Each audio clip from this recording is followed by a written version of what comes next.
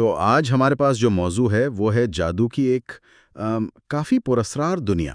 کچھ تحریریں ہیں ہمارے پاس جن میں اس کی تاریخ، طریقے اور ہاں معاشرے پر کیا اثرات ہوتے ہیں، ان سب پر بات کی گئی ہے۔ تو کوشش یہی ہے کہ ان ذرائع کو گہرائی سے دیکھیں اور سمجھیں کہ آخر ان کے مطابق یہ جادو ہے کیا۔ چلیں تاریخ سے ہی شروع کرتے ہیں۔ ان ذرائع میں تو لکھا ہے کہ جادو کوئی آج کی بات نہیں، قدیم مصر، بائبل کے زمانے، ویدک روایات اور پھر یورپ، افریقہ، عرب دنیا، ہر جگہ اس کا ذکر ملتا ہے۔ اور ایک بات جو بار بار آئی ہے وہ یہ کہ اس سے لوگوں کو آپ کہہ لیں گمراہ کرنے کا علم سمجھا گیا ہے۔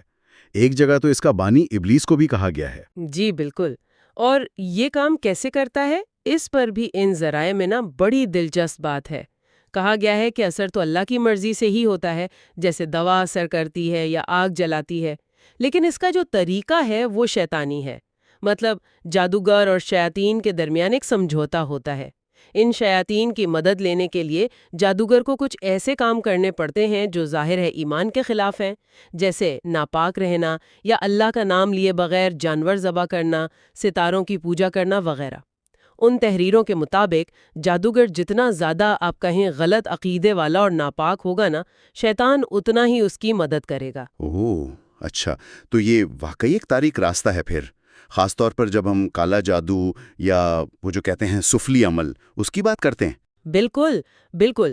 ان ذرائع میں کالے علم کو تو سیدھا سیدھا کفر اور شرک سے جوڑا گیا ہے، یعنی اللہ کو چھوڑ کر کسی اور سے مدد مانگنا، اور اس کا مقصد بھی ہمیشہ منفی ہی بتایا گیا ہے، کسی کو بیمار کر دینا یا اس کا مالی نقصان کرنا یا رشتوں میں پھوٹ ڈلوانا، خاص کر میاں بیوی میں جدائی، اس طرح کے کام۔ اچھا، ان تحریروں میں کچھ خاص چیزوں کا بھی ذکر ہے جو ان کاموں میں استعمال ہوتی ہیں۔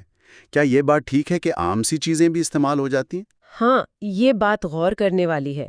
ذرائع میں گوگل کا ذکر ہے جو ایک قسم کی گوند ہے، ماش کی دال، انڈے، سپاری، ناریل، یہ عام چیزیں ہیں۔ اچھا جی، لیکن ساتھ ہی کچھ بہت عجیب اور آپ کہیں خوفناک چیزیں بھی ہیں، جیسے انسانی کھوپڑی یا کسی جوان عورت کے بال، سوئیاں، ہڈیاں، سندور، جانوروں کے بھی کچھ خاص اعضاء جیسے گیدڑ کی آنکھ یا کوے کا پر۔ اسی لیے شاید وہ پرانی باتیں مشہور ہوئیں کہ قصاب ہڈی توڑ دیتے ہیں یا کمہار کچا برتن نہیں بیچتا، کہ کہیں حالت استعمال نہ ہو جائیں۔ جی بالکل، کہ ان چیزوں سے بھی خطرہ ہو سکتا ہے۔ اور کچھ خاص قسم کے جادو کا بھی ذکر تھا، جیسے ڈھائیاں جادو۔ یہ نام بڑا عجیب سا ہے۔ ہاں، ڈھائیاں، اس کا نام شاید اس لیے پڑا کہ کہا جاتا ہے یہ بہت تیزی سے اثر کرتا ہے، 2.5 پل یا منٹ یا گھنٹے یا دن میں۔ اس میں ایک ہانڈی کا ذکر ہے جس میں چاقو، سوئیاں اور ایک دیا رکھا جاتا ہے۔ اور اسی طرح ایک بھان متی کا بھی ذکر ہے جس میں پتلے پر کچھ عمل کر کے دور بیٹھے دشمن کو نقصان پہنچانے کی کوشش کی جاتی ہے۔ اور کچھ دیوی دیوتاؤں کے نام بھی آئے ہیں ان تحریروں میں۔ جی، خاص طور پر کالی دیوی یعنی کالی ماتا کا ذکر ہے۔ ہندو مت میں انہیں تباہی کی دیوی مانا جاتا ہے۔ کلکتہ میں ان کا بہت بڑا مندر بھی ہے۔ ذرائع میں ان کی جو شکل بیان کی گئی ہے وہ کافی خوفناک ہے۔ ہتھیار ہیں، کھوپڑیوں کا ہار پہنا ہوا ہے اور ان کے نام پر جانوروں کی قربانی کا ذکر ہے۔ پرانے وقتوں میں تو ان ذرائع کے مطابق انسانوں کی قربانی بھی ہوتی تھی۔ اوہ خدایا! جی، ان کے علاوہ بھی کچھ شکتیوں کا ذکر ہے جیسے ہنومان، لکشمی یا کالا کلوا، جنہیں قابو کرنے کے اعمال بتائے گئے ہیں۔ ایک اور چیز جو مجھے کافی عجیب لگی وہ تھی ہندو مردے کی چتا کی راکھ یعنی خاکستر کا استعمال۔ یہ کیسے ہوتا ہے؟ جی، ان ذرائع کے مطابق یہ راکھ سفلی عمل یعنی منفی جادو میں بہت استعمال ہوتی ہے۔ اس سے نقش وغیرہ لکھے جاتے ہیں یا پتلے بنا کر ان پہ سوئیاں چبھوئی جاتی ہیں، یا پھر یہ راکھ کسی کو کھلا دی جاتی ہے جس سے کاروبار تباہ ہو یا گھر میں لڑائی جھگڑے ہو۔ اللہ اکبر! اور ایک اور تصور کلوا کا ہے، یعنی کسی نوزائیدہ بچے کی روح کو قابو کرنا۔